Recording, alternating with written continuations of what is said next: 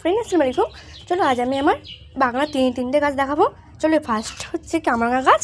আপনাদের প্রশ্ন হতে পারে তুমি মম্মি কোনো জাল লাগিয়েছো, কিন্তু জাল লাগিয়েছি আমাদের বড় গেট হবার সত্ত্বেও ছাগল এসে খেয়ে নেয়।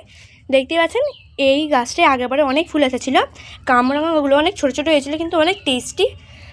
চলো বন্ধুরা আর দুটো গাছ দেখাই আমি। চলো এটা হচ্ছে লিচু গাছ, এতে অনেক বড় হয়ে যাওয়ার কথা, ফুল আসার কথা, কিন্তু হনুমান এসে কচি পাতাগুলো খেয়ে নিয়েছিল, ওই জন্য বাড়িনি, ফের কচি পাতা বেরিয়েছে।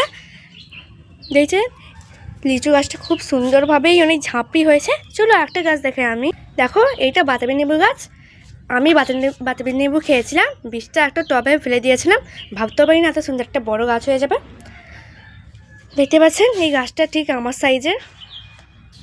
চলো বন্ধুরা আমি আমার ব্লগটা শেষ করলাম। টাটা বাই বাই, আল্লাহ হাফিজ।